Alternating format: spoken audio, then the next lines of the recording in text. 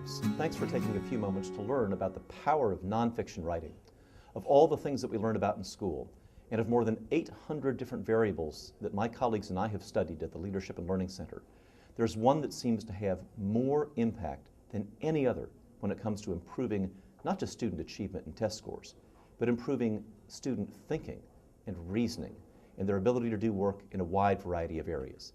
That one thing is nonfiction writing. Now, I know you may be thinking that students do writing all the time, but there's something particularly important about nonfiction writing. In fact, we did a content analysis of student writing at the elementary level, and we found something astonishing. A 90-to-1, that's 90-to-1 ratio of fiction and poetry and fantasy and personal narrative over nonfiction writing. And when I talk about nonfiction writing, I mean things like describing, things like persuading, things like noticing similarities and differences, things like analyzing. And although a lot of people think that that sort of writing might sound boring, friends, I've seen kindergartners and first graders do descriptions of a butterfly emerging from a cocoon. Trust me, it's exciting.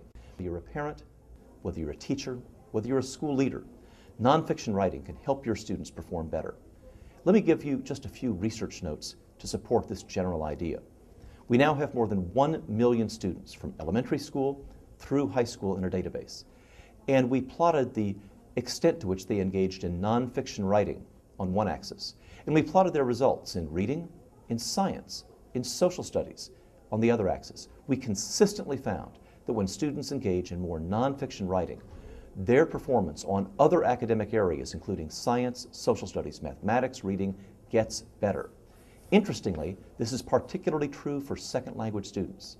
Some people may be concerned that if a child is having trouble speaking at home, gee, we should first work on speaking and then we'll do writing later on. That's wrong.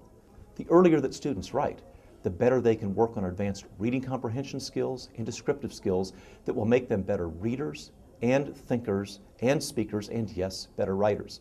I've worked with students who have been in our country 20 days and we have them writing fragmentary sentences in interactive journals. Another reason writing is so helpful, particularly with second language students, is that sometimes students who do not speak the language of school very well may be very hesitant to stand and speak if they think that they may make a mistake. They think better to be silent and have my teacher think me a fool, as the old saw goes, than to open my mouth and leave no doubt.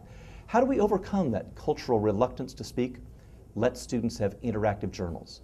With my students who are reluctant to participate in class, writing interactive journals not only allows them to fully engage with me as the teacher, but also allows them to get my responses back slowly and at their own pace without ever having to ask me to repeat a response. In other words, whatever your student need is, writing can help. And nonfiction writing is, as Zinzer said, thinking through the end of a pen. Dr. Mel Levine described writing as it's the largest orchestra a kid will ever conduct, a great way to connect every neural pathway. It is a wonderful way, Dr. Levine concludes, for kids to get their act together.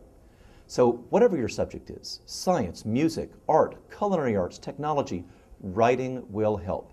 And nonfiction writing, where students describe, persuade, analyze, compare, is some of the best cognitive work you can do to improve the achievement of all students.